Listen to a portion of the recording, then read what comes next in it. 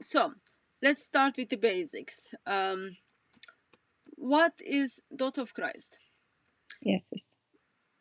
What happens in Mevlid? What happens the time when Muslims are practicing or remembering birth of Muhammad? That, by the way, that changes every year because Islamic calendar is different than our calendar.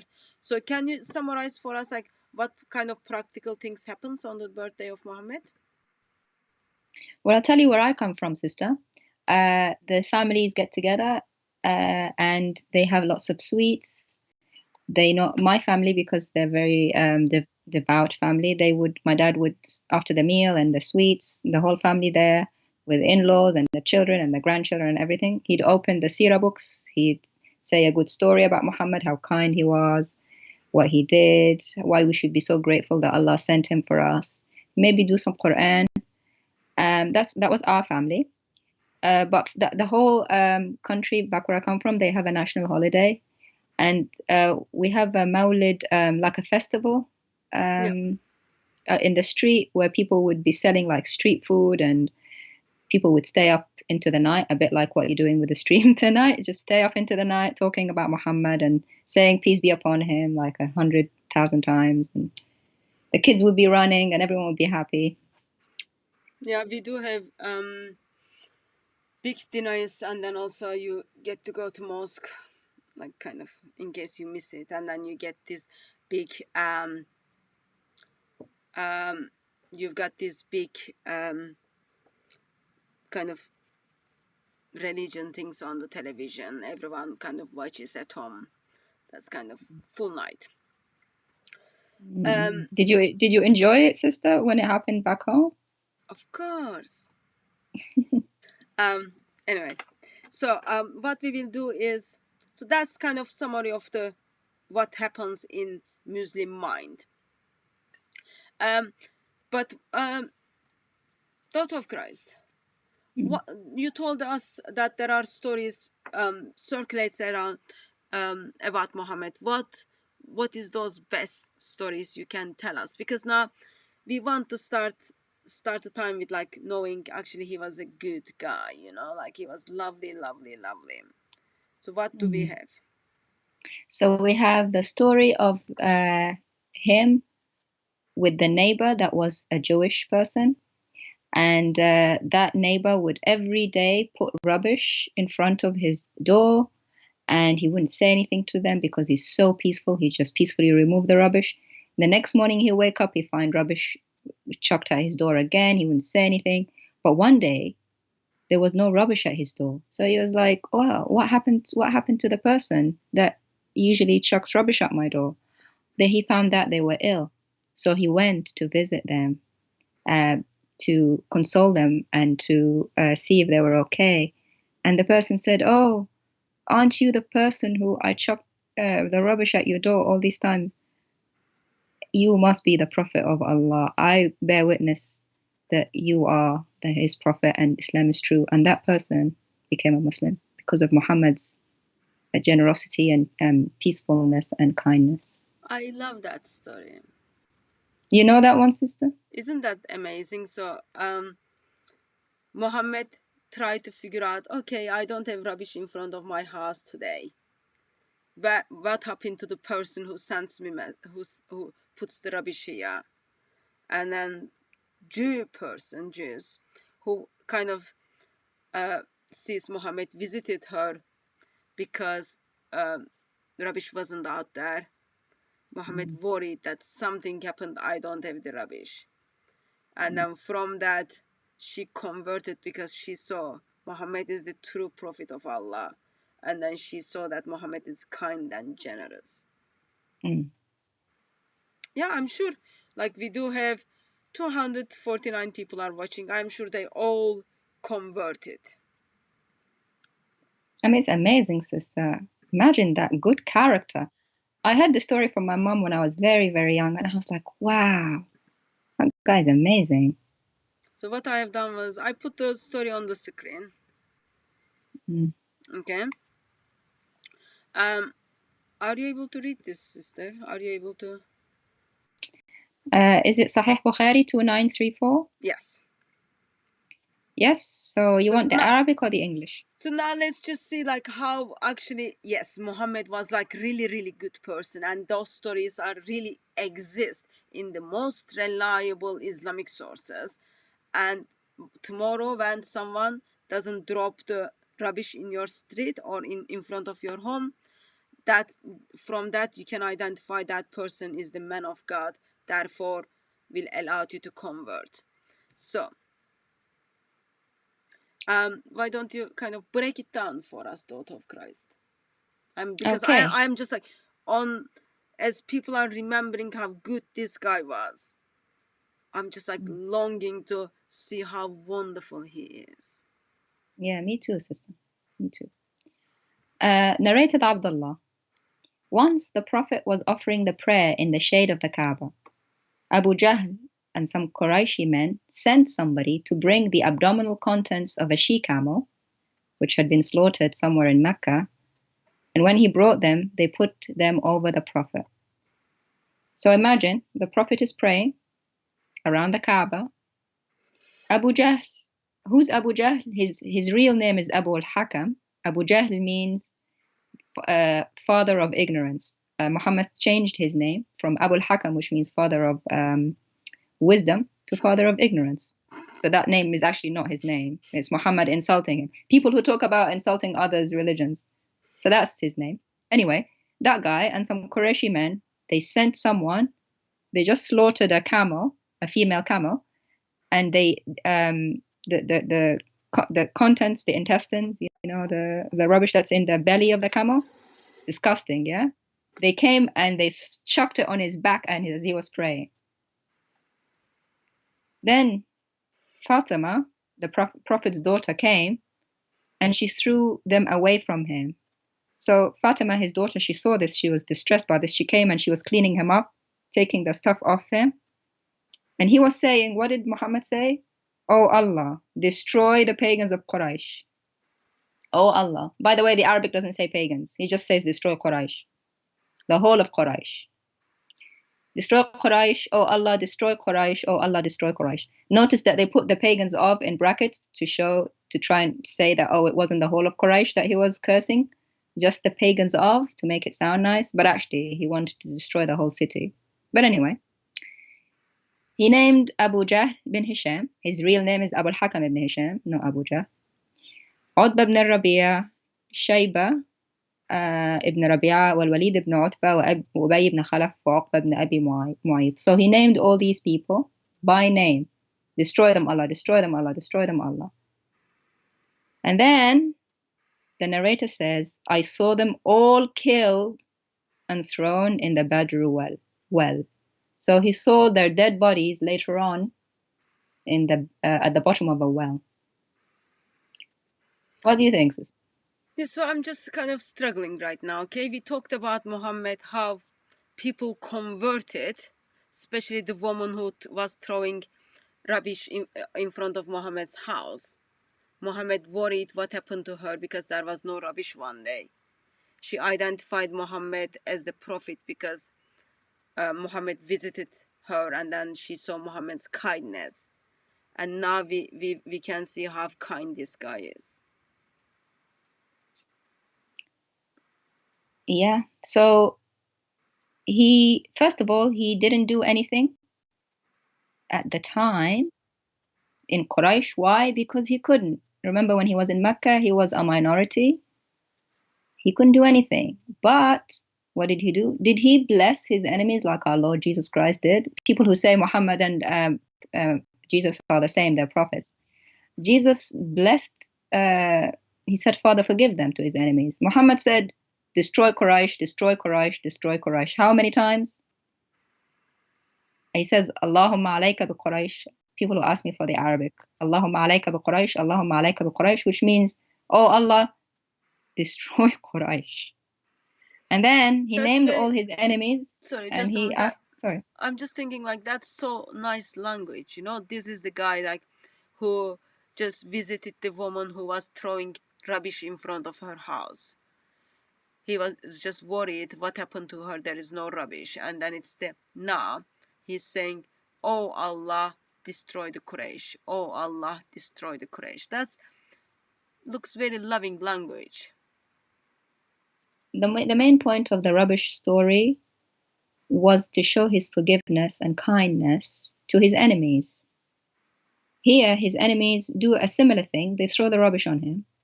He waits until he's able to retaliate, and everybody he says he cursed.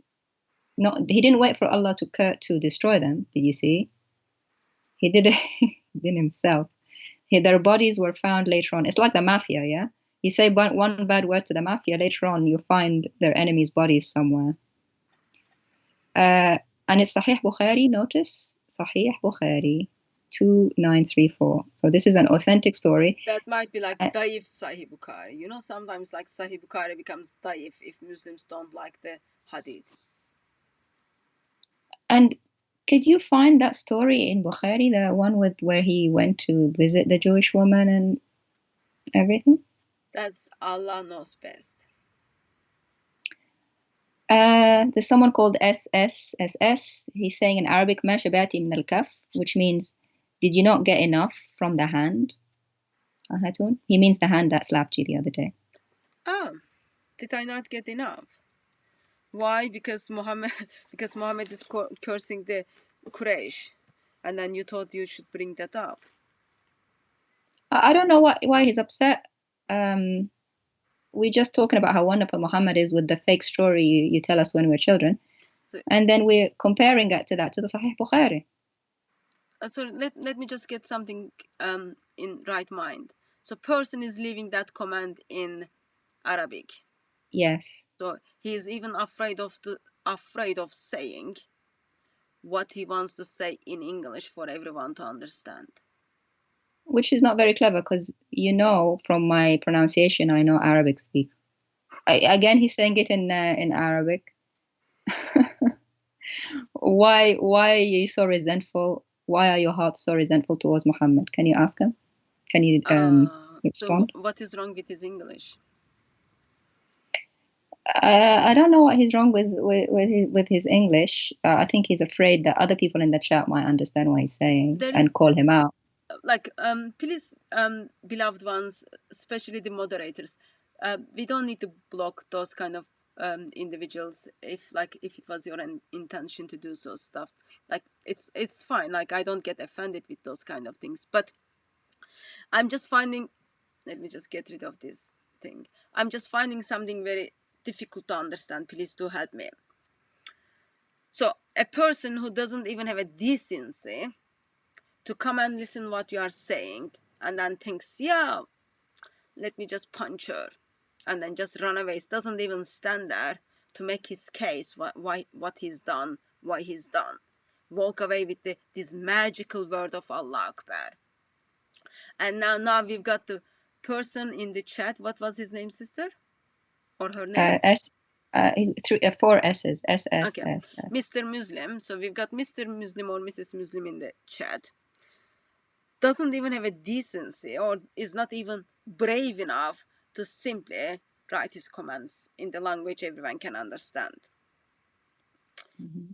That just already tells me not only Allah speaks behind the veils, not only Muhammad covers everyone, ask women to cover. Now Muslims can't even make their case, and they hide behind the language, and they can't even be man and just express yourself.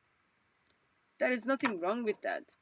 So I'm not gonna respond to that question. I really don't have those time with those kind of things, but let me as we will looking at the life of Muhammad next couple of hours. So what we have is, we just saw a story where children or people in mainly Muslim majority countries, even in England, are being taught by their loved ones how wonderful, merciful, gracious and kind this person is. And I even did hear that story from missionaries at the speaker's corner. Remember when Muhammad, the lady who was throwing rubbish on him, all those kind of things. Now we want to compare that loving, generous, kind man Muhammad, peace be upon him, with the Muhammad of Sahih Bukhari. And sadly, his followers are so much ashamed of him, they cannot even make a case for how disturbing his prophet is. I don't understand, sister. Hide behind of his daughter. Fatima, please help me. There are Fatima. If Fatima wasn't there, poor guy wouldn't even like have a decency to deal with things. Just like there is something intentional, they do hide behind the veils and they think, oh, it's absolutely fine. I don't understand, sister. When you bring the stories to Speaker's Corner, like when we just brought this story now, we brought the Sahih Bukhari to prove it. So when Muslims say the story about the Jewish person and Muhammad went to visit and forgave them and all that, where is the reference? So let's say he did sake of the argument, but isn't that the same Muhammad who also sorry, someone just dropped, who also does such a things and then not only curse people but causing people to die? Someone just dropped a message to say actually it is forbidden to celebrate Muhammad's birthday. It's depend which cult of Islam you are following or which group you are following. It is in England. Sadly I wasn't around today, but in England last year Muslims were handing out roses to celebrate Muhammad's birthday, and then they had events in the mosques. In Turkey it is a big event, and it is also in Dot of Christ, it's in Egypt, it's a big event. So some group of Muslims would identify this as actually it is not Islamic, but some groups identify this as actually it is Islamic because their prophet is so beautiful. They want to celebrate his birthday. So according to Islamic tradition, that's what's happening. Like that's the definition of the Mawlid, birthday of Muhammad. So that's what we are looking at as we are comparing the stories individuals were told as a child with the full of lies. And then when you compare that from that full of lies, you are giving the image of Muhammad who is really, really good guy. Therefore, once they find out those kind of hadiths, they just like, oh, how do we reconcile that? Only way we can reconcile this is only way we can reconcile this is we simply get rid of the hadiths which we don't like. I want Muslims to see the reaction of Muhammad and the reaction of Jesus Christ. Did Jesus Christ's enemies ever end up dead in a well? Did he ever or himself curse anyone? Or tell his followers to curse the enemies? And he had enemies. Did he ever curse a whole city? Muhammad cursed Quraysh, and Quraysh is his home city. That's where his mom is from, his dad, his uncle Abu Talib who raised him, his grandfather Abdul Muttalib who raised him. And by the way, Abu Jahl, you know, the guy who he changed his name from the father of wisdom to the father of ignorance, he was his own uncle. This is his family members, some of them, and you know, they're like a little tribe in Arabia. They're all married to each other. They're all like crossbreeding. So everybody in Quraysh is probably related to him in some way. And he just cursed his whole hometown. What do you think, sister? Man of peace. He's man of peace. We don't want to bring those things up on his birthday because we want him to be happy and happy and happy and happy. So you forget those kind of things. This is a sign of man of peace. Brother KL says Jesus cursed the fig tree. Brother, I asked, did Jesus curse anyone, not anything? It is amazing. Just to clarify for our Muslim people friends. people have lots of problems with Jesus to curse the fig tree, which is, if people read in the context, they would know what it is. But it's a tree, okay? Tree doesn't have feelings. Pictures don't have feelings. But Muslims are cursing non-Muslims throughout Ramadan. Allah is cursing individuals, and no one has any problem with that. But Muslims have problem for a fig tree to be cursed. I think we need to make something like feelings of fig tree is meta. Yeah, we should. You know, they don't have a leg to stand on. They don't have Allah's shin to stand on to say anything about Jesus cursing the fig tree when their own prophet. By the way, this is not the only hadith where he cursed people. He's cursed people all over the hadiths and whole towns and everything. When your own prophet curses people, including some of his own family, then you can't really say anything.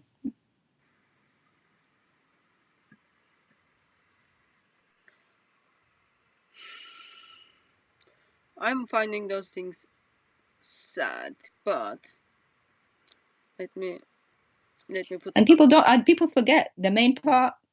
The people that he's cursed, they were found dead in a well. That's worse than the cursing. He murdered them, either him or some of his followers. The mafia thug. Yeah, let me just put this up.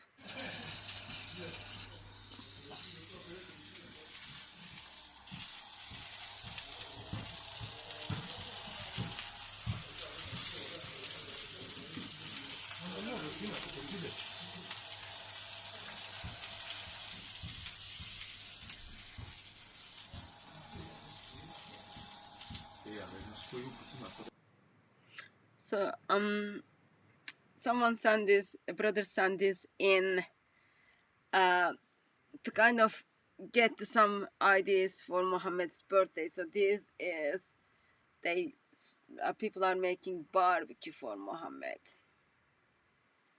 It looked nice. Yeah. My goodness, the whole pig on a spit. Wow. It's still barbecue. Oh, look how big the oven is, or the thing is. Yeah, it's very professional. Wow. So if you think amazing. if you think like, you can put lots of things in that. So first can be, let me put it again. Makes me hungry.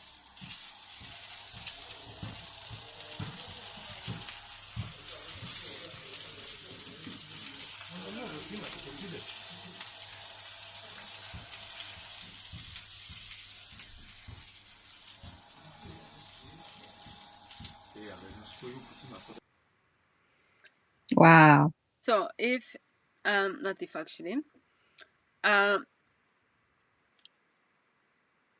this is, let's say,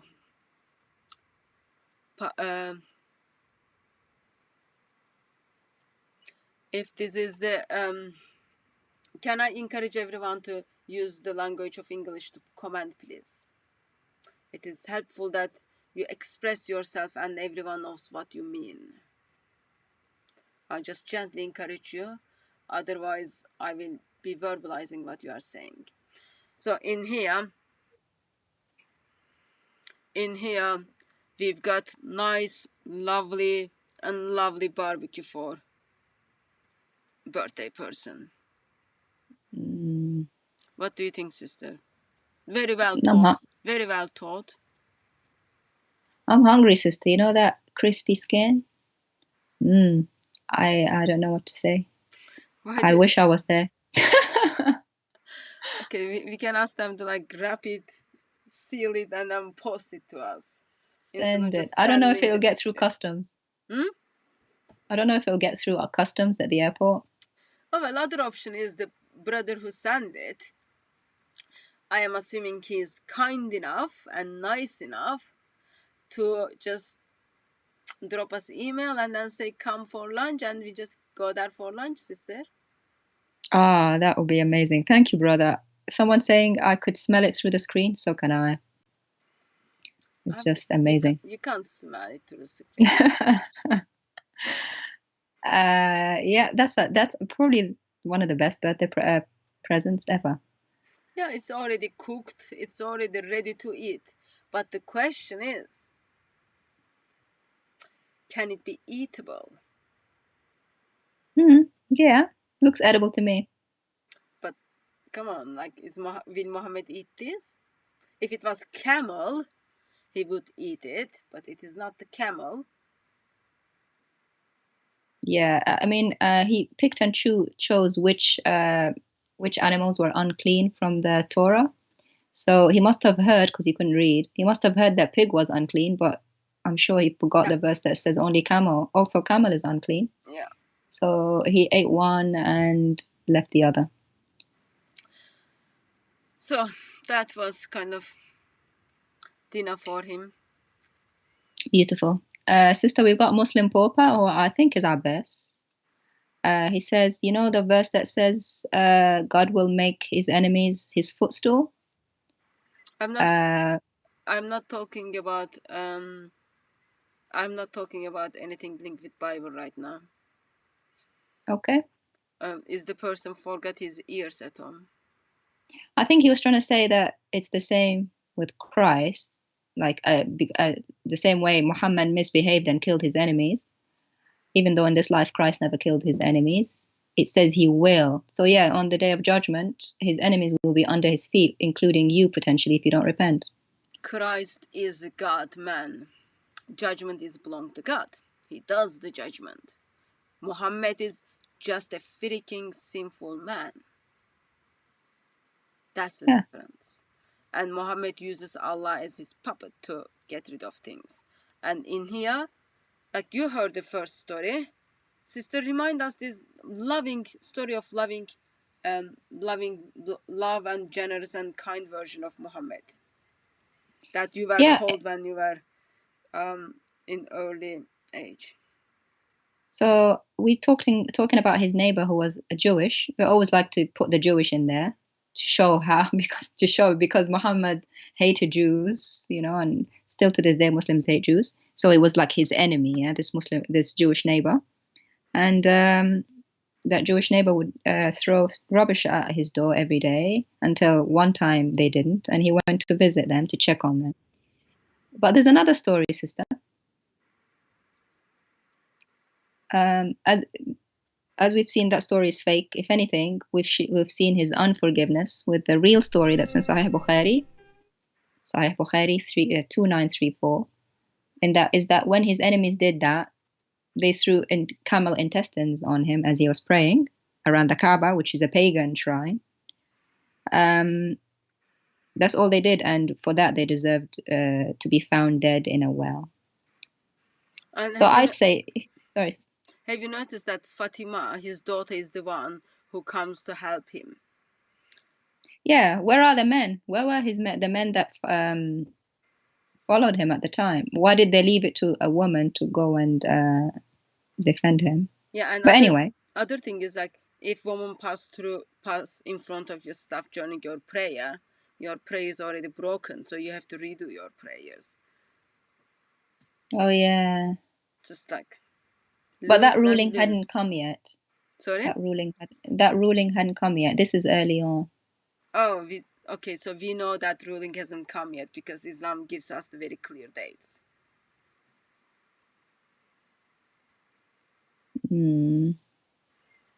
Yeah, I don't know about the dates, but I thought that other ruling came in Medina, but I might be wrong. You're right. No, he's just like changing the things as he goes on. Yeah, so does that mean that when Fatima went past him, they invalidated his prayer anyway? But his prayer is, he was praying around the Kaaba. The Kaaba at the time had 360 idols inside. Like he prayed towards the 360 idols. You know how many years? Over 8 years. Over 8 years. He conquered Mecca in 630. and while they were, he moved to, while they were, sorry, direction of the prayer changed in 624. Okay, 6 years, I apologize. 6 years. He was quite okay to pray the pagan gods while pagan gods were in the Kaaba. He didn't have any problem with that. And now his daughter comes to rescue him. Don't you think it's wonderful? I think it's amazing. I think he was confused about who to pray to, where to pray to. So he was praying towards Jerusalem, and then he changed towards Mecca. But from the time he changed until he conquered Mecca, he was praying towards a shrine with idols in it. He didn't wait to cleanse the idols before he kept praying towards it. That's like, it's already just strike for Islam. It's already struck for Islam. Okay, we got a question again from Abbas. Are you sure that you'll ever follow Islam? Otherwise, you would know that Abu Jahl and co were killed in the Battle of Badr, and later Prophet saw their bodies in a mass grave. It doesn't say mass grave, Abbas. There's English here if you don't know. It says well. Other thing is, sister, remember, maybe if that's Abbas is probably reading from his own version of hadith, you know, like he's got his own version of tafsir, he's got his own version of hadith, all those kind of things. Yeah, I got screenshots from him saying that his yardstick is Quran and Sahih hadith, and another screenshot that says Sahih hadith contradict each other and can't be relied on. So I bet your yardstick can't be relied on according to you yourself. And we are so why should we from believe you? Sorry, sister. We are still waiting reference from him. Yeah, we're waiting for the Suyuti reference, Abbas. Where is it? Okay, that was one of the story. You see how merciful and kind and generous this man, where people are celebrating his birthday. What else? We had also the cat. Yeah, so what is that cat, sister? Explain that cat to me. I love that stories linked with the cats and cats and cats. That is so peaceful, sister. So he was spending his time teaching the Muslims from sunrise to sunset, from day to night, sitting there with his cloak. And as he was doing so, a cat came. The cat must have sensed that he was a peaceful, lovely person, so it came and sat on his cloak and fell asleep because it was so peaceful. So when Muhammad saw that the cat had fallen asleep on his cloak, he didn't move because he didn't want to disturb it because he's so loving. So he cut his cloak, cut around the cat so he can move so as not to disturb it. What do you think? I think that is just so nice. I would become a Muslim if anyone tells me this story. So yeah, the cat. So that's why it's like so animal lovers. Remember, like one of the things when you ask, oh, tell me one good thing Muhammad did, people would say like, oh, Muhammad fed the cat. This is another one. Oh, Muhammad let cat to sleep and then he cut at his rope so that he doesn't bother the cat. He loves cats, but not dogs. But anyway, I couldn't find a reference in this anywhere in Hadith or Sirah. If you have a reference, please tell me. I found this on the internet in a Teaching Children Tales Muslim website. Do you want to read it, sister? Yeah, you can read it. Can you see the Prophet? Screen? Yes. Yep. The Prophet Muhammad, peace be unto him, was reading the Quran. Sorry, sister. I know Arabic is your first language. I know English is your other first language, but I'll just help you with pronunciation of one word. Please take that as kind as you can. It is not peace, it is pieces. Pieces. Okay, I can repeat that. By the way, English is my second language. Arabic is my first. It looks like it's your other first language, but anyway. Anyway, the Prophet Muhammad, peace be unto him, was reading from the Quran, the holy book, to a large group of eager listeners in the desert. Wow. A sickly cat walked up to Muhammad, peace be unto him, sat down on the hem of his very precious robe, and went to sleep. Oh. Oh, so beautiful. It wasn't any cat, it was a sickly cat. You see how it's like Arabian Nights. They were all sitting in the desert. It's like so romantic. But anyway, all day, the Prophet Muhammad, peace be unto him, shared talk with the believers, the sun rising to its greatest strength and falling again, and none of the assembly, nor the Prophet Muhammad, peace be unto him, moved from this place. The cat, as well, remained asleep and still, healing in the way cats do, in the protection of the Prophet Muhammad, peace be unto him, and the softness of his robe. I love to become a Muslim with this hadith. See how kind he is. The one who pieces should be upon him is like so kind, while he thinks it's alright to kill people, while he thinks it's alright to order black dogs to be killed, humans to be killed, apostates to be killed, like lots of killing list. He couldn't even wake this cat up. He sat there and sat there and sat there. That wasn't enough. What he did, he cut his rope so that doesn't bother the cat. Brother Daniel Jennings says, Mashallah. Yeah. Mashallah. And notice, sister, the sickly cat, because she was sitting on Muhammad's robe, it started healing. Did you notice? It's healing because she sat by this. The peace just radiating from him onto the cat. Have you noticed like where they stole this story from? I don't know, sister. Does anyone see a reference here? Please tell me, Muslims in the chat, Muslim Pauper, Abbas, where is the reference for this story that's all over the internet and Muslim tradition? I've heard it when I was young. But so they got the idea. They got the idea from biblical references when the bleeding woman touched the robe of Jesus, and then she's been healed. That's like where they get the idea. But they know Muhammad was making healthy people ill, so therefore they used the cat in this occasion, and then magical robe of Muhammad heals the cat.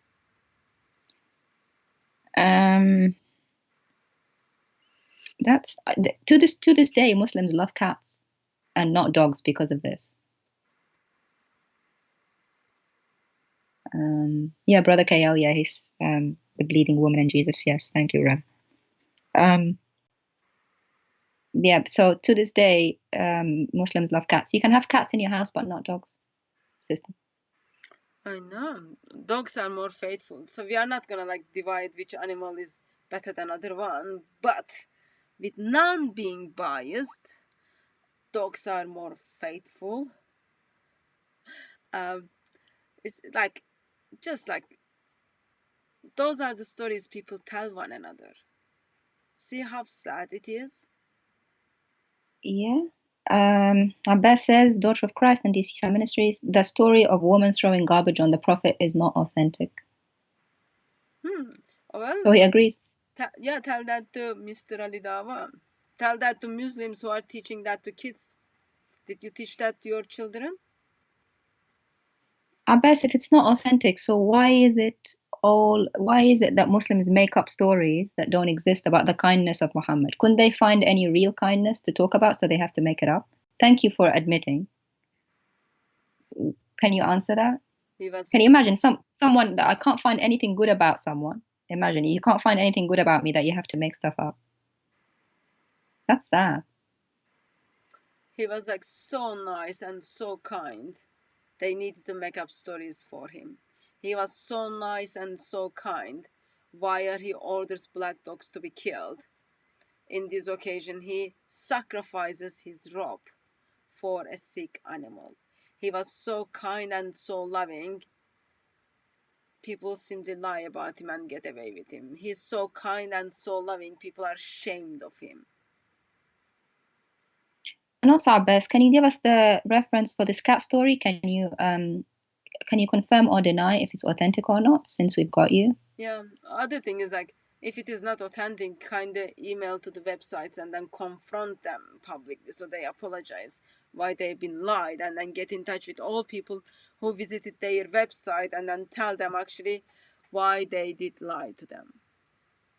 Yeah, and this website is for children. They're teaching children lies. So you start young, yeah, with the kids, feeding them the lies about Muhammad. Why is that, Abbas? And can you please email them, like Sister said, and tell them to stop lying? Yeah, like take action for it.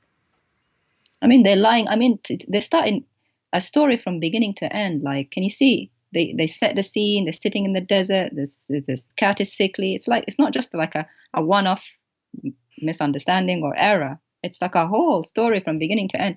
Is that what Muslims do, our best? Make up stories from beginning to end? Why? Welcome to the world of Islam. So, did you see? Did you talk about the other picture I put? This lovely cat illustration of that cat. Oh yeah, that's a lovely picture. Thank you for putting that up, sister. It's so cozy. So this is from another website, Muslims, talking about the cat. Let me just ask the clarification question. When you say website, are those websites you put it together, sister? No, Muslims.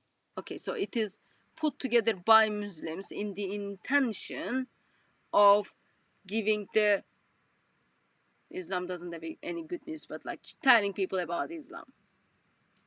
Yeah. So notice what it says: various legends tell of the Prophet Muhammad high regard for cats.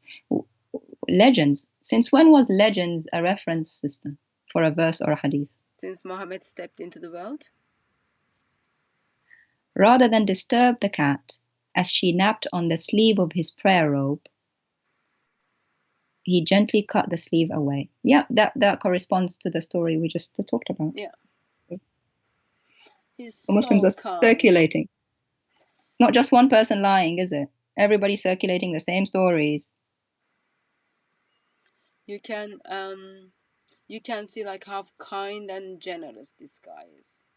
Therefore, you just read his writings, and then you say, "Yep, I will become a Muslim because I just love this guy. He couldn't even wake up the cat, and then what he did was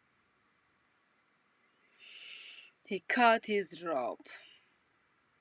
Oh, so beautiful. He sacrificed his robe for the cat. And of course, this is not one of the ropes like Aisha needed to wash the Siemens. Like, don't get confused, okay? This is just a sleeve. Amir Zaidan said, DCCI, making up stories is permissible in Islam for the sake of dawah, and for once our best is right, it's only for dawah censored. Yep. So you can easily lie, make up, even like you can publicly lie and deny, like tell people you are not Muslim. Or you can simply say like you are Christian and everyone would like, yeah, he said it. But actually deep down he's Muslim. He's just like practicing taqiyya to make Islam look good. And this is the same. People simply tell those false stories to make Islam look good because there is nothing good in Islam people can look at. So are you saying that it's allowed to lie in Islam? I mean, if these people lie about whole stories, if someone's holding you down because you've just assaulted someone, it's a small thing to lie and say you're something else, isn't it? If you remember the story where Muhammad is ordering someone to be killed, we will be looking at this I think tomorrow. And then person says like, who can make a lie?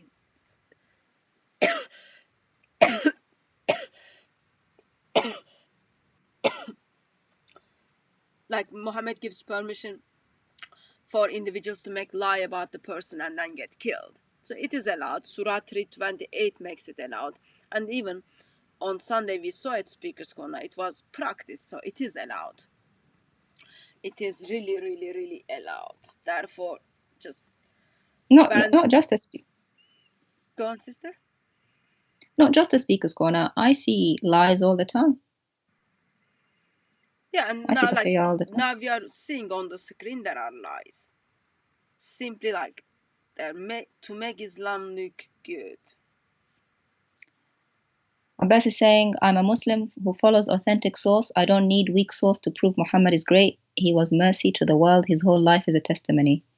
Yeah, sorry. Let's just go to that hadith again. Mercy to the world.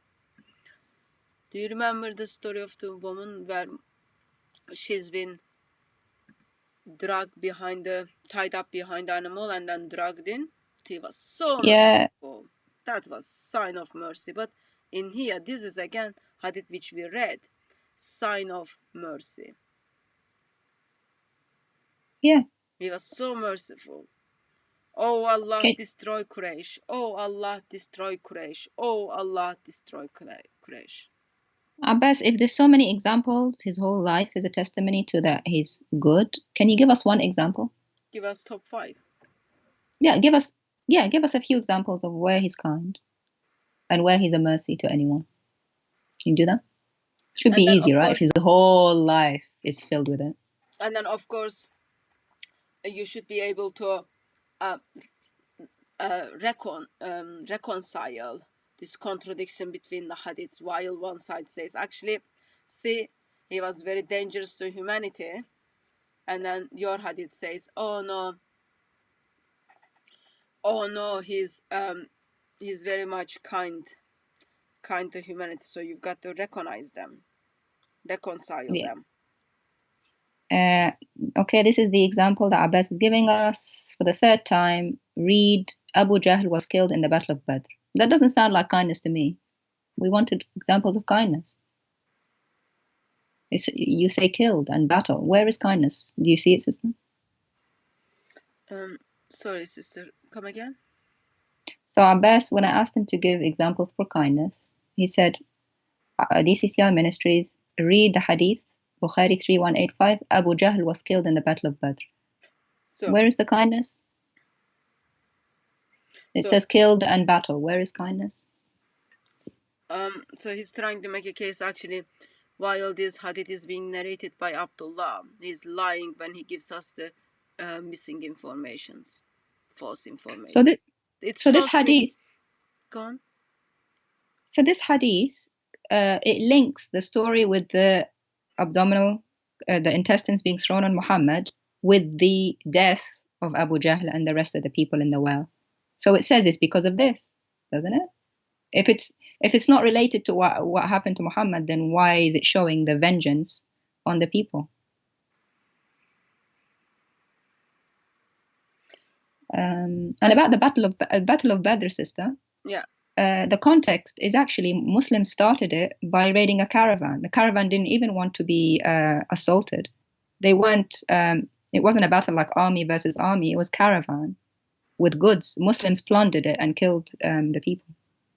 Remember, Battle of Badr is the one like Muhammad lost 2 of his holy tooth.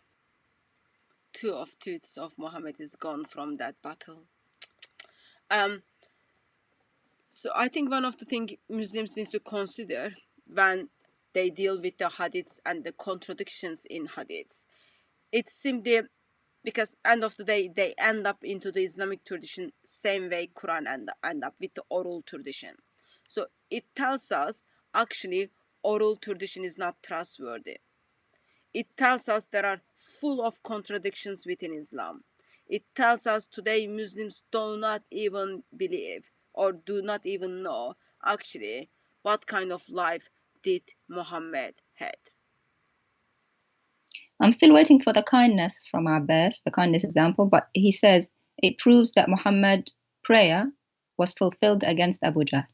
So that's the kindness. Your prayer is so kind, you are asking Allah to destroy them. That's the kind of prayer. When I am praying for someone in the intention of, let me practice kindness, I will be asking like God's blessing on you. I will ask him, Lord, to help you to incline your hearts towards him. But in here, we see the kindness comes from the magical word, which says, oh Allah, destroy Quraysh. But sister, it's not really an answer to prayer because they didn't die from natural causes. They didn't die from a natural disaster. They died by his hand. It's like I pray that someone dies and then I go and kill them or have my followers kill them. That's not an answer to prayer, that's murder. If it happened by like an amazing way that they were just killed by someone else, by like a lightning struck them, then I get you. But he himself did it, Abbas. He had some enemies and he murdered them. That's what we were saying. He's just a warlord. So where how was the prayer answered? He did it himself. So it's not like, if you think, anyway, I'm not gonna mention that, but like if we don't like think practically, like quicker death is like much better than slow death. Probably like like in the story of these people who are in the tribe of Uri, those people who are like coming, and then Muhammad is telling them to drink the camel urine, and then once they get healed, they go back, and then Muhammad orders killing of them, and then they put hot iron in their eyes, and then they cut their hands and feet in the middle of desert, and that's the sign of kindness. He make them to die slowly and slowly and slowly. So kind. That's called torture, sister. It's called kindness, sister. If you are Muslim, you identify that as this is very kind. Erkan says, plan for a murder and then call it a prayer. Thank you, Erkan. Said it perfectly. Yeah, so where is the answer to prayer? He killed the guy. Like it's like something like, okay, let's come together and, okay, we are gonna pray and then ask God to provide us 5 people who is gonna kill that person. But let's pray. What we know is we need 5 people, and we need that person to be dead. So pray and then see if you are answered to that question. And then by the end of the prayer, yep, that's what's happening. You plan while telling that you are actually praying, planning and praying. And I'm still waiting for the kindness examples. I can't believe this is Dawa gangs. This is the apologists that we have to. This is the points they're bringing. It's like very weak. And remember, sister, that's not the only time that Muhammad tortured somebody. His own wife, Safiya, her ex-husband. I think he's called Rifa. I can't remember what his name was. Sorry. Her ex-husband was tortured for money. That doesn't look very merciful, does it? Yeah, because he knew that where the treasures were of Banu Nadir, the Jewish tribe. So the Muslims wanted to know where those treasures were, and he wouldn't tell them. So they set a fire on his chest until he died. Yeah, just like, give us the money, give us the money, give us the money. Kinan ibn Rabi'a, sorry. Now I remember. His name was Kinan ibn Rabi'a. Look him up, Muslims. Yeah, Kinan. He was tortured. Kinana, yeah. He was tortured for money by Muhammad and his followers. And then they like, we are not going to let you go until you give us the money. But so we kind of heard a little bit about what Muslims are being told versus actually, when you look at the most reliable Islamic sources, what Islam teaches about Muhammad. And it doesn't say that much nice and kind and nice and kind and nice and kind things. But I think in his birthday, it's good to remember how he was born. What do you think, daughter of Christ? Yeah. How was he born? Was he like the noblest family of the noblest family? That's what I was told when I was little.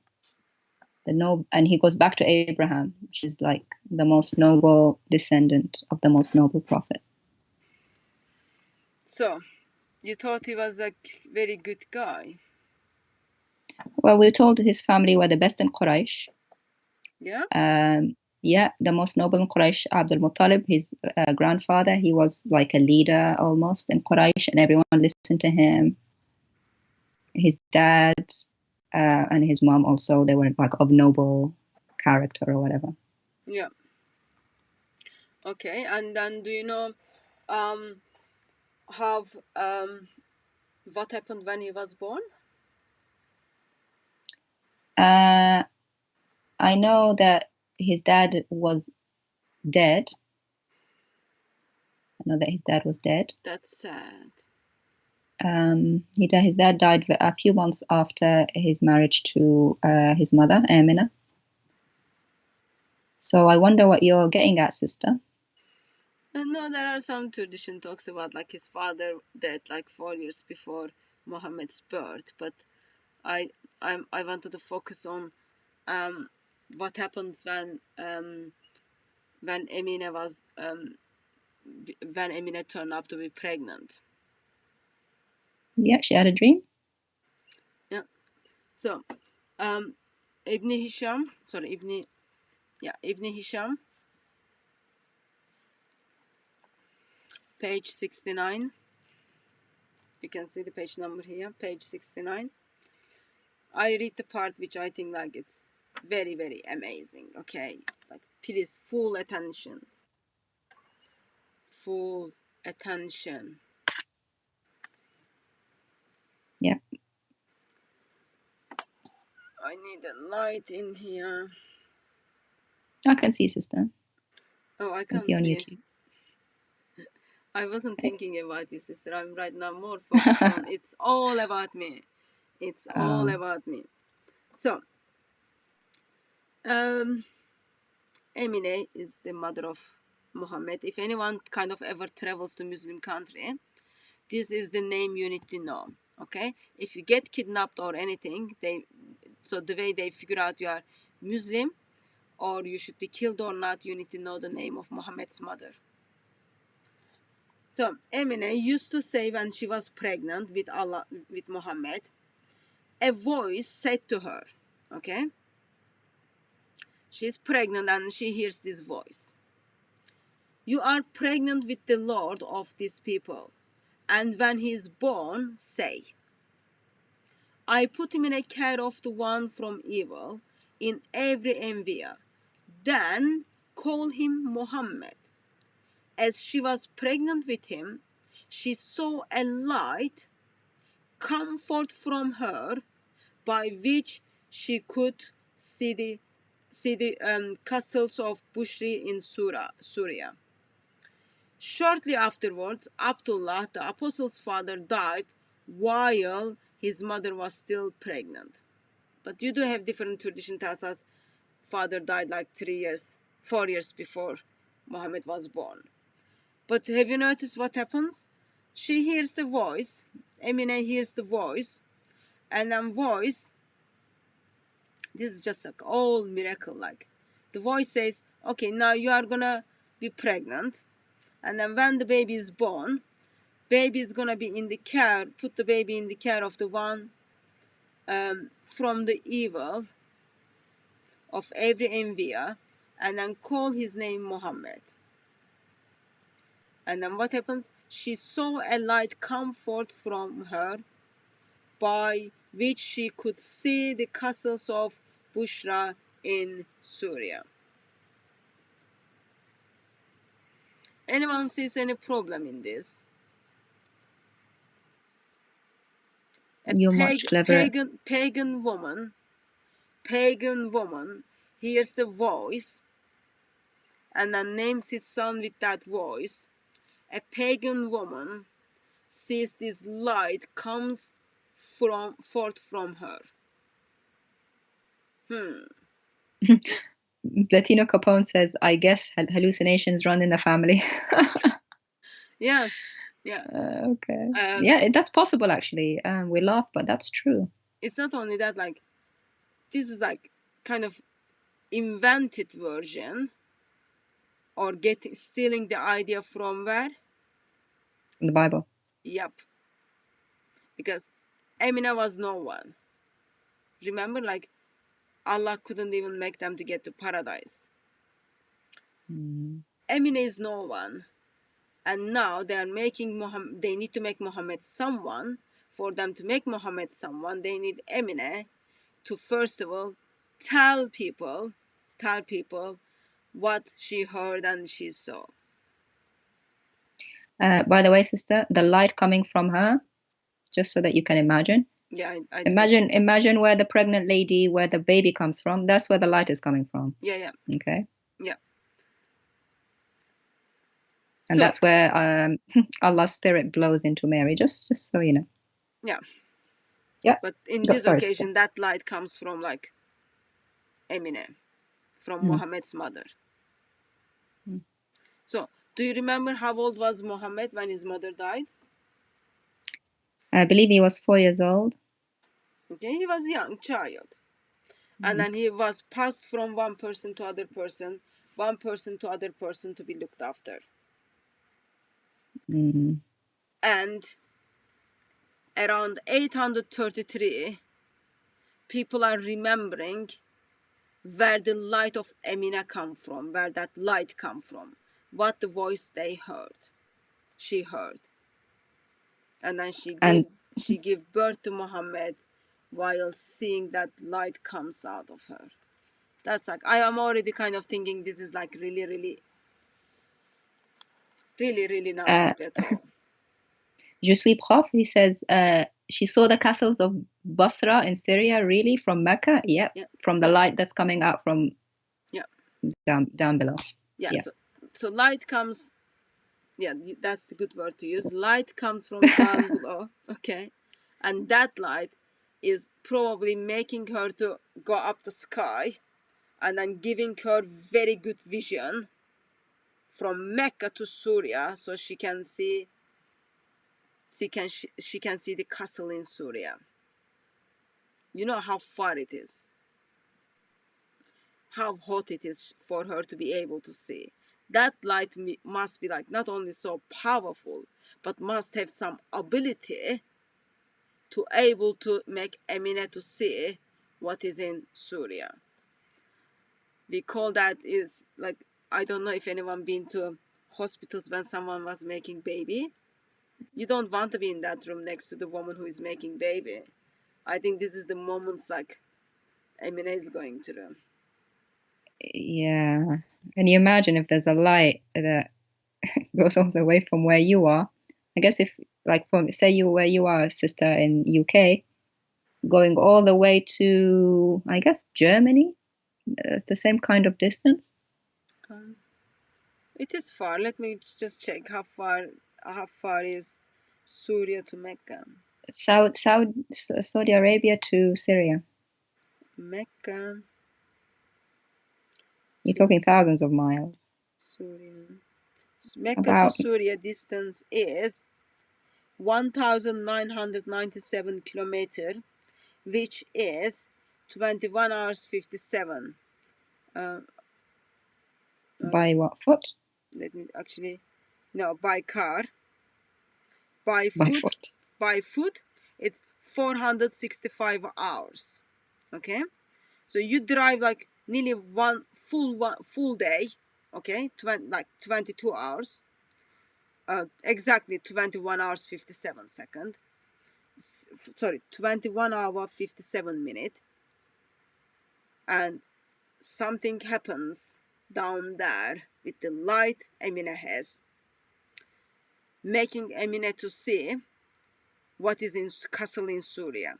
Okay, and then of course you got the thing like there are lots of hills, all those kind of things, so she needs to be like much high and then with very good vision. Even like you can't do that with the planes today. Or it is the same distance you walk through by foot 465 hours. So you pick whichever you want to do, which direction you want to pick. But this is just like miracle. Yeah, Shay says flying donkey is faster. I agree. That would have been a lot. Yeah, but like she's already like light is coming down there. How she's gonna fly, people? Come on, like just put the 7th century logic, beloved ones. Yeah, where's Abbas? He's disappeared. And remember this Amina, she goes to hell with the light coming out of her thingy. She ends up in hell. It's not only that, like She claims that she hears this voice. She claims that she hears this voice. And then it the voice kind of tells, okay, now you will be in the care of the one from, I put him in the care of the one from evil of every envier. Then call him Muhammad. What happened to those bewitched Muhammad? What happened to the Satans of Muhammad? You know, like there is a hadith talks about, oh, it looks like your Satans didn't leave you, your devils haven't left Yeah. you or left you, those kind of things. All those magical words. And remember, sister, what Muhammad said, every person who's born, Satan touches him. Yeah. So, except for Mary and Jesus Christ. Yeah.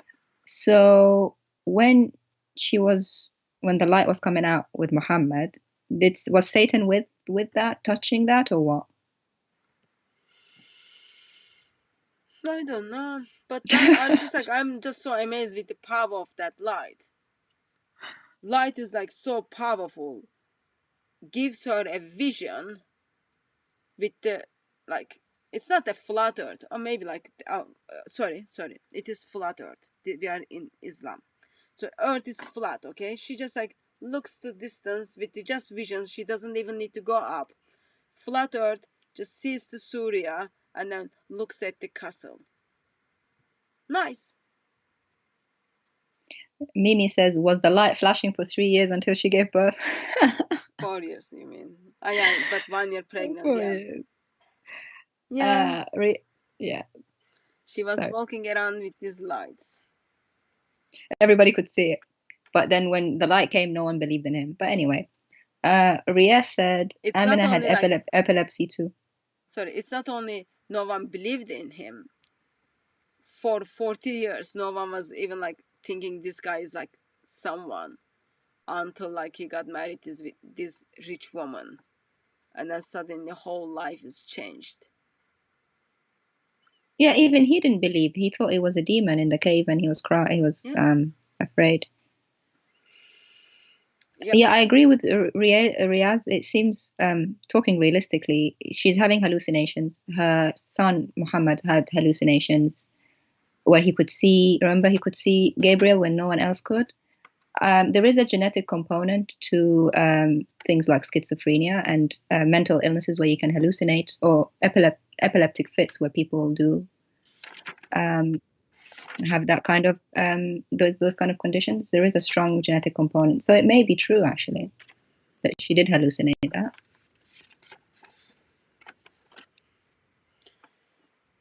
It's not helpful, but that's how he was born. I think it's just like magical.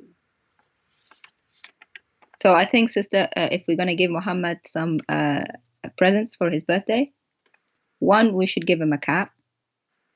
We can't give him a cat. Why not, sister? Because he will have to cut his like robe, and we'll give him a new robe then. Yeah, but like, yeah, so that's different. Giving robe is okay, but if you give him another cat, then he has to chop off his robe, and then remember, he wouldn't be able to communicate with angels because Gabriel doesn't stand if there is a naked people present. Then he won't be able to get the revelation, and then he's gonna commit suicide. So you want to give the robe but not the cat? Like, that's what cat is gonna cause. I'm just like, if you want him to go and commit suicide because as he sacrifices his clothes for the cat, angels are gonna pull back from him. That's okay. Allah Moon God says, give him zakums. You guys are killing me with what? the jokes.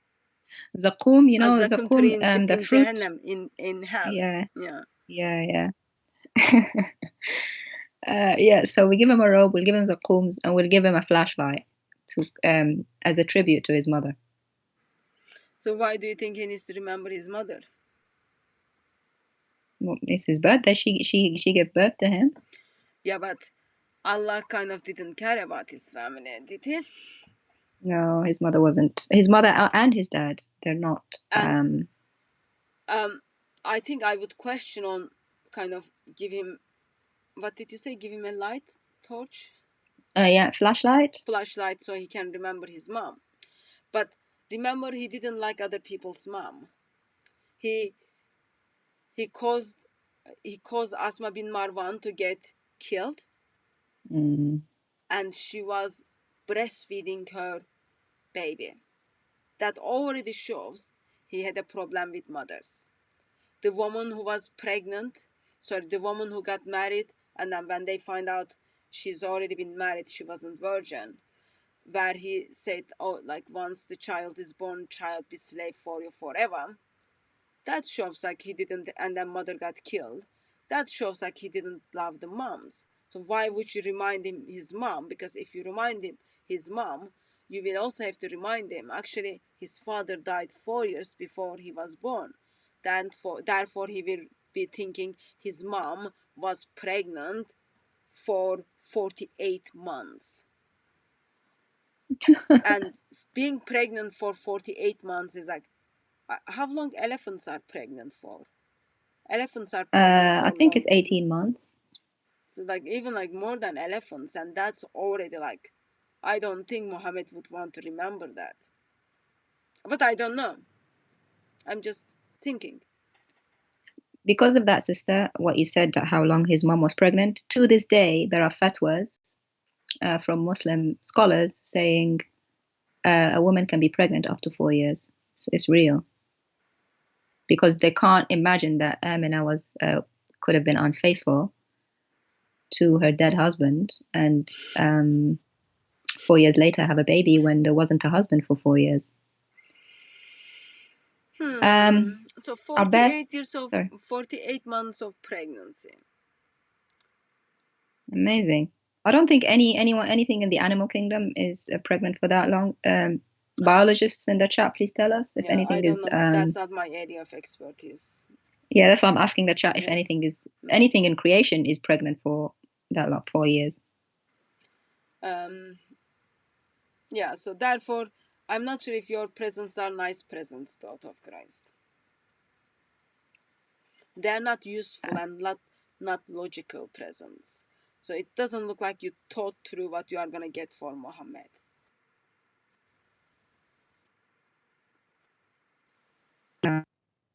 The chat. I've got Abbas here. It says, I gave you examples of Muhammad showing mercy. He forgave them and not killed them at the conquest of Mecca. And after he defeated the Jews at Khaybar, he gave it back to them.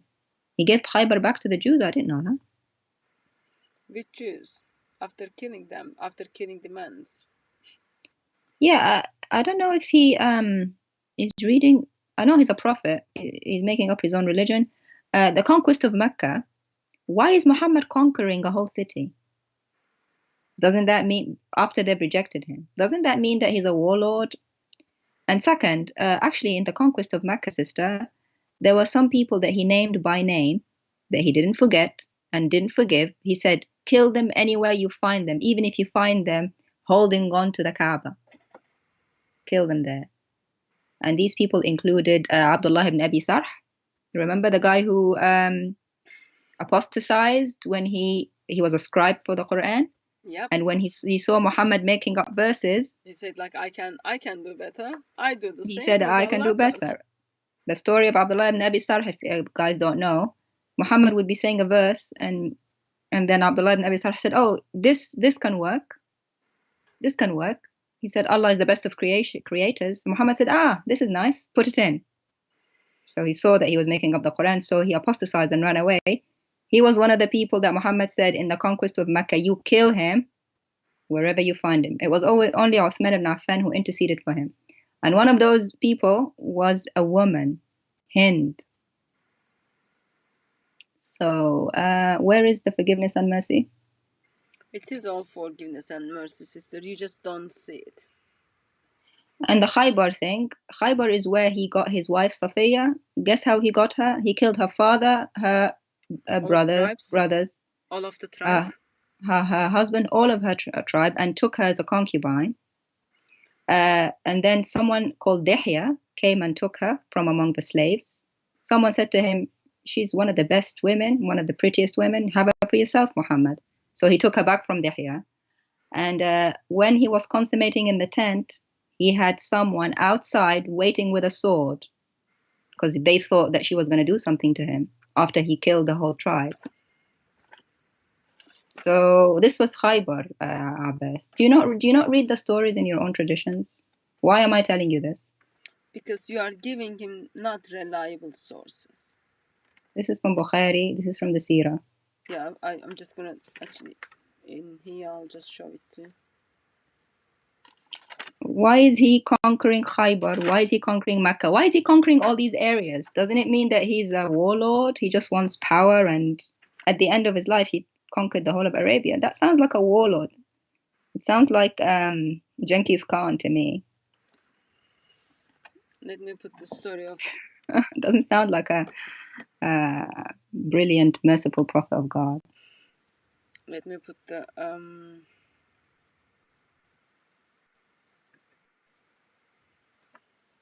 You think like you're speaking to people who don't know, Abbas. That's your problem.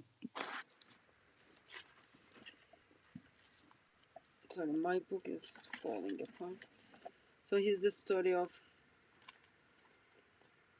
Here's the story. I was afraid for you. This woman for you. You have killed her father, her husband, and her people. Until recently, she was in unbelief. So I was afraid for you on her account, says man who is simply holding the sword outside of the tent. Wow. So Sophia they thought that, so she didn't fall in love with Muhammad? That was the love at the first sign for someone who just killed all of her family and then all of her tribe, and then didn't even. So this is a Jew woman. She needs, according to Old Testament law, she needs like uh, if she's taken as a captive, she needs time to grieve for her family. And according to Islam, because she's according to Islam, she's like her husband is just died, so you need to give her 3 months of month to figure out if she's pregnant or not. Okay, Muhammad doesn't even do that. That day, he took her and then puts her in her tent, in his tent, and then his man is waiting up there. Oh, I didn't want anyone to come and kill you because even I know what you are doing is so disgusting. And of course, lovely woman says, it wasn't a love at first sign, I am sorry, but this man was the man I hated most. That's so beautiful. And do you see what Muhammad said afterwards to this guy Abu Ayyub for guarding him, for being his bodyguard outside the tent when he was raping this young woman? Oh God, preserve Abu Ayyub as he has spent the night preserving me. He spent the night preserving him while he was forcing himself on a woman, preserving him from a woman while he took advantage of her. Yeah, very nice, very nice kindness, Abbas. Thank you for telling us. Like if you think more practically, a man is outside of the tent, knowing there is another man inside, who is forcing himself to a woman, and he's just simply waiting there to protect the man. So merciful. This is like one of the best mercy you can ever see. And so kind.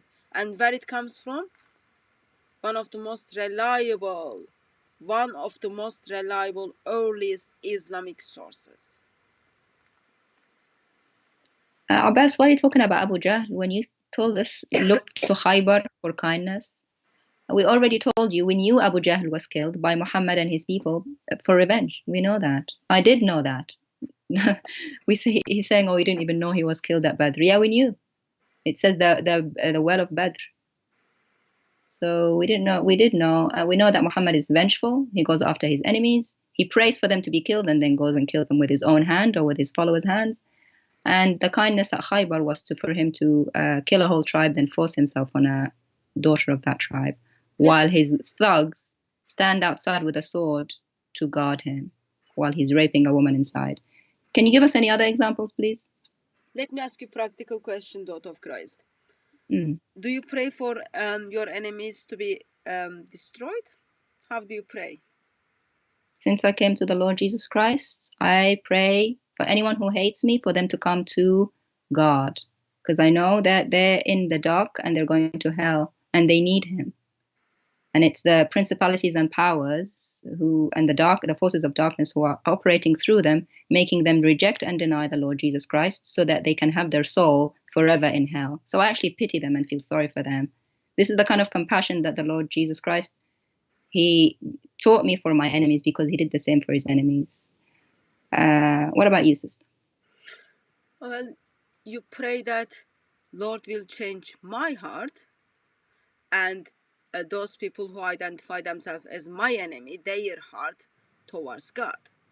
So we don't say like, oh, he's my enemy, God destroy them.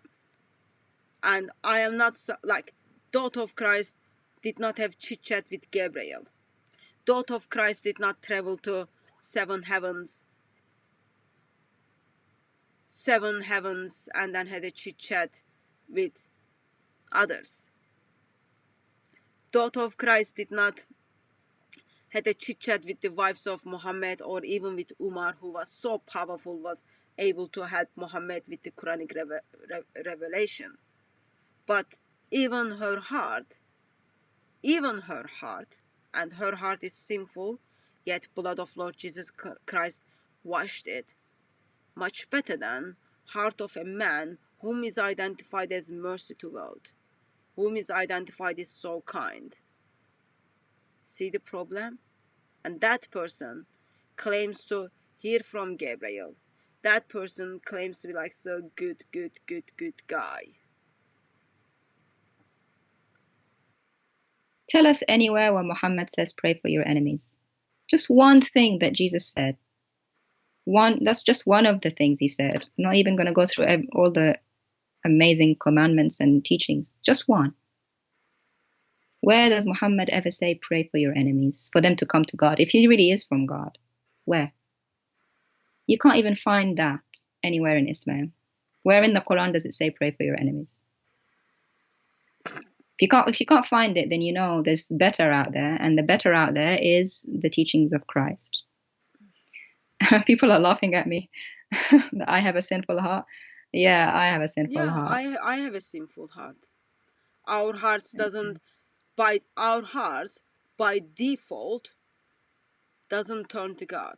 Blood of Lord Jesus Christ makes us right with God. Someone just I'm not sure if I'm allowed to give his name or not, but a brother just sent some basic info.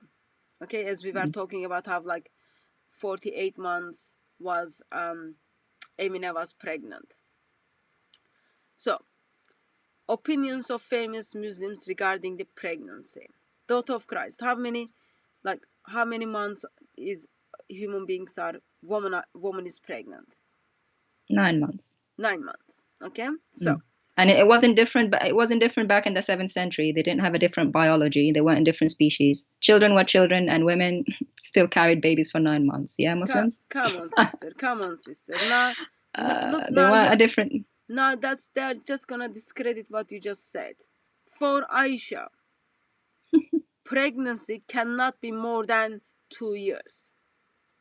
Aisha can be pregnant for 2 years, but cannot be more than 2 years.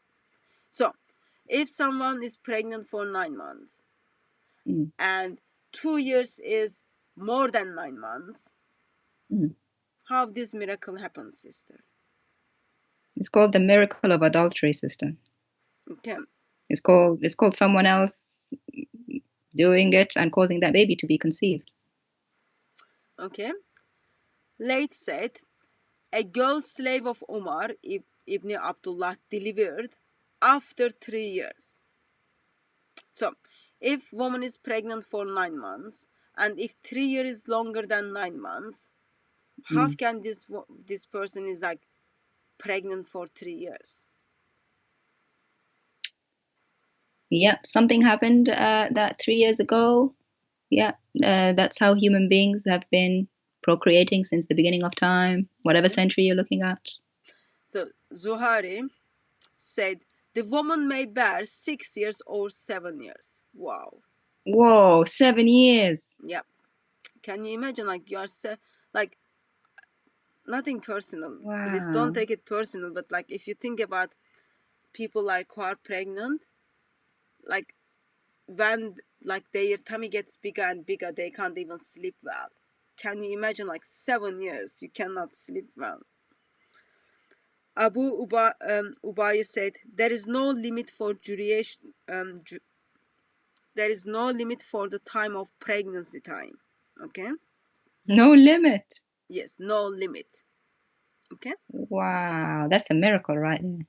Suyuti said that Malik stayed in the belly of his mother. How many? Guess? 9 months? 1 year? 9 months? Yeah, I'm gonna go with 9 months. Oh, well, 3 years, sister. Whoa! Wait. So all these. Suyuti said Malik stayed in the belly of his mother 3 years. So, woman is pregnant for 9 months, and 3 years is longer than 9 months.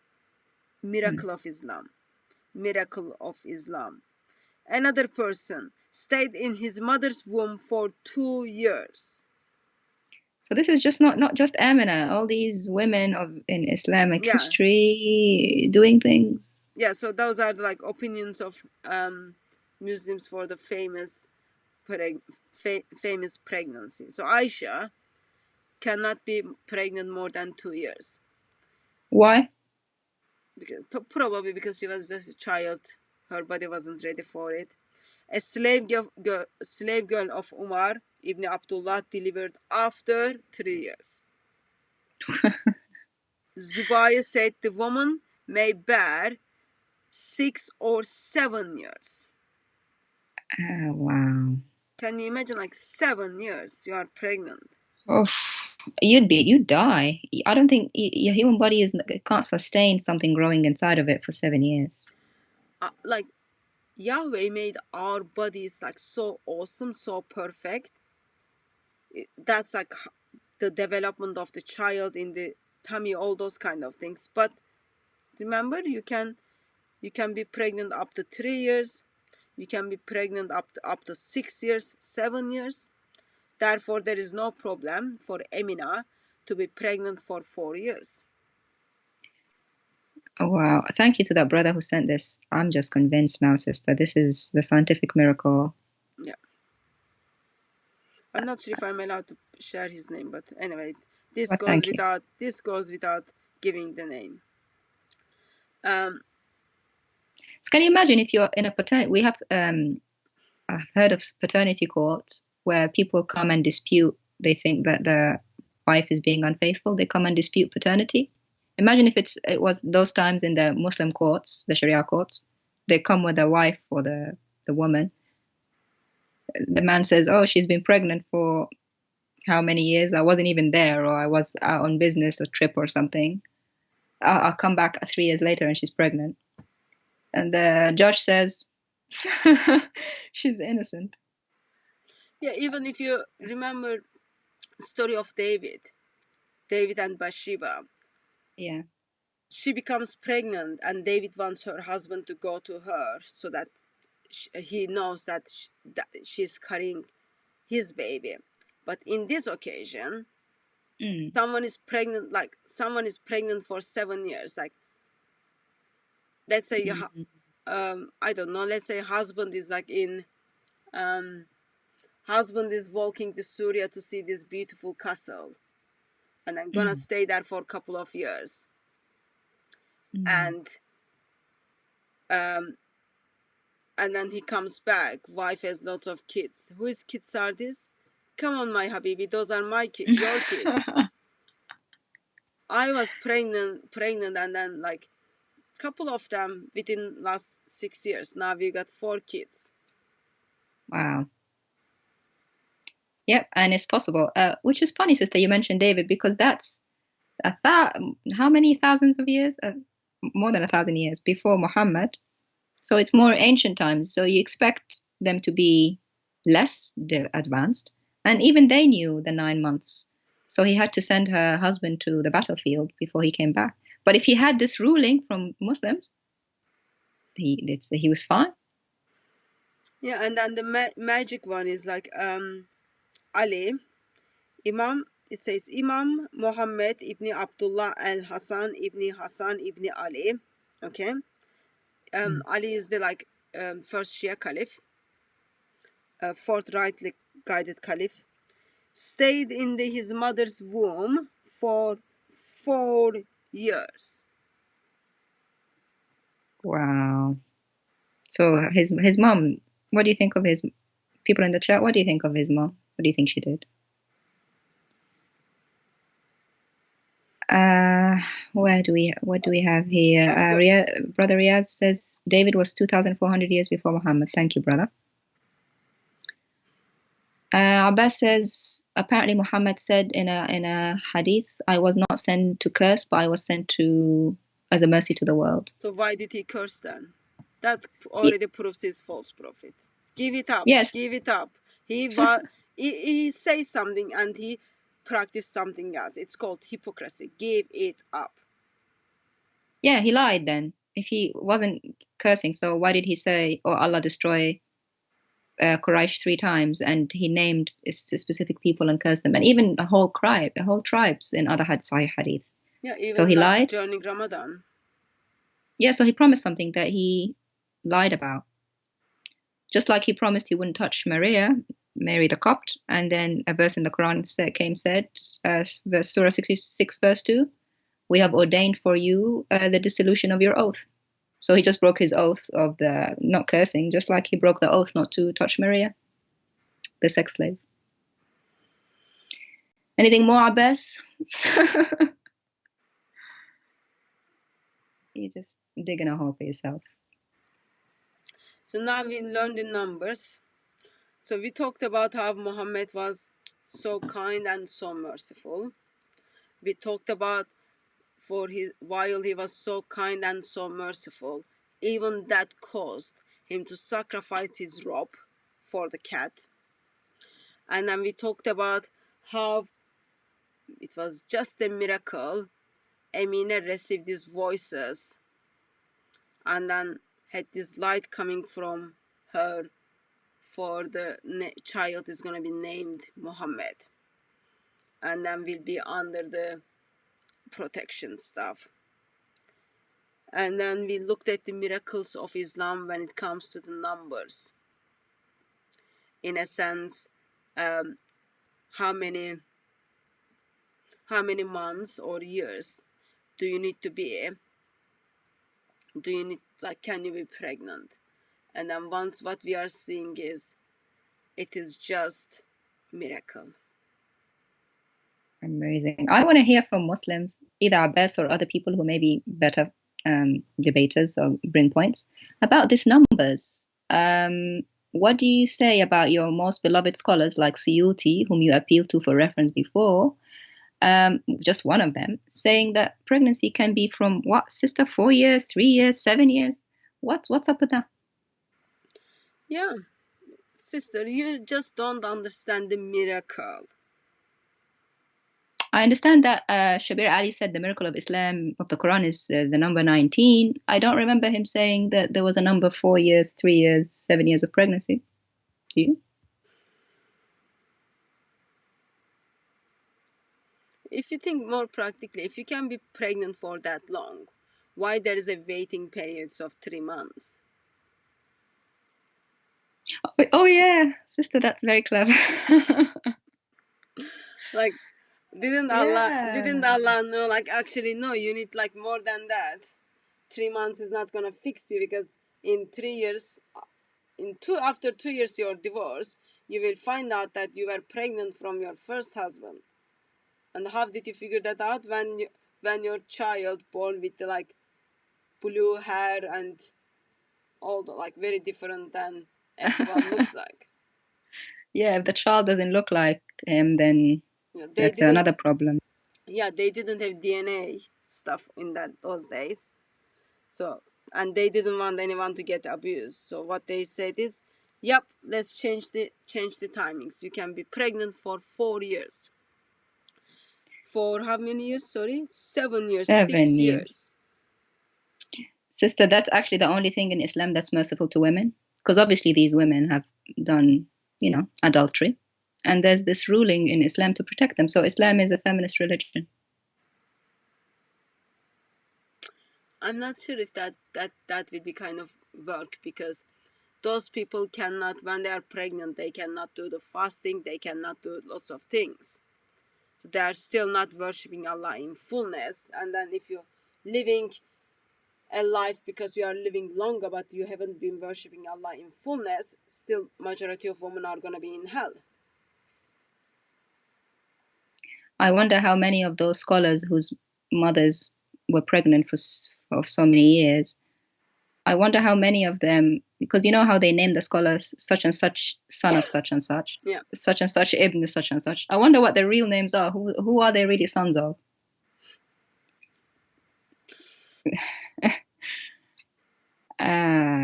It's just messed up. Muhammad's birthday is messed up. Just full of scandal. So maybe I'm thinking for another one of his presents, you can buy him a calendar. Why? So he can keep track. Sorry. Sorry, sister. Yeah, but sister, there is a problem. This guy cannot read. So he wouldn't be able to, like, someone needs to teach him how to use that calendar. Someone needs to be able to teach him the numbers and then put the, names or, I don't know, symbols for each wife or something. We need calendars, 4 years, right? At least. So we need 4 calendars, 2021, 22, 23, 24. 4 calendars at once. I just call that a miracle. I just call that like so miracle, so much miracle. Okay. So we are gonna have some music, sister, because it's his birthday. Yes. Do you think he deserves music? Yeah, we deserve some music. We'll have a musical break. Yeah. So what we will do is, can you just summarize quickly for us, and then I will put music on, and then we will have in 15 minutes. We will have Tony Costa. Tony, thank you, sister, for inviting me. That was fun, sister. That was fun. Sorry that you were the second choice. That's okay. As long as I'm in the choices somewhere, sister, that's enough for me. Can you summarize for us, sister? Yeah, so we kicked off the celebrations for Muhammad's birthday, talking about all the good stories about him that don't exist in Muslim traditions anywhere and are made up. Even according to our Prophet Abbas, who's in the chat, a resident prophet. And the fake stories that we talked about, that he went and visited his Jewish neighbors who are his enemies and would throw rubbish at his door. And then when they saw that kindness, they became Muslims. That story doesn't exist. And also the story with the random cat, the sick cat that came and fell asleep on his robe, and he cut his robe so as not to disturb it. That's another fake story. That's a whole lot of rubbish. We looked at some real stories from Sahih Bukhari 2934, talking about how some of the Quraysh, as he was worshipping the Kaaba with the pagan gods inside, they threw some she-camel intestines on his back. His daughter came to his rescue because there were no men around him that believed in him, that were brave enough to do so. He then shouted, Allah destroy them, Allah destroy them, named each one of them, prayed against them, and then they were found dead. The dead bodies were found in the Badr well. So that's a nice story of vengeance that is actually true, and it's in the Sahih Bukhari. And we talked a bit about how he was born. His mother saw a dream where there was a light coming from down where you have a baby come out of, and that light she could see Syria from Mecca. Amazing light, and that light was Muhammad, according to her. And also that and she was told to name him Muhammad, a story that's plagiarized from the Bible, where an angel came and told Joseph that the name of Jesus, that he should name him Jesus. But anyway, so we talked a little bit about that, and we asked Muslims to tell us any good stories of kindness to celebrate the Mawlid, the birth of Muhammad, and there were none. That's pretty much it, sister. Oh, and that she was pregnant for 4 years, sorry, and that Muslim women have been allowed to be pregnant for up to 7 years since then in the Muslim tradition. That is, I think, important when it comes to the birthday numbers. Like, because other thing you've got to think more practically is, since every woman in Islam has having different timeline for like their pregnancy. So person X can be pregnant for 2 years, person B can be pregnant for 7 years. Then when the child is born, is it edited in their age? Or does it not matter, like your life start counting the moment you are born? Oh yeah, so are you, like, when you're born, are you like 4 years old already because you spent all that time in your mom's tummy?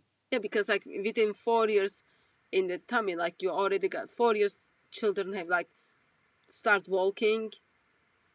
Yeah. They 7 years is like primary school. yeah. That's when you start going to school, like year 2, Yeah, so where yeah, I like live. yeah, you are learning lots of things like eating skills. You've got tooth.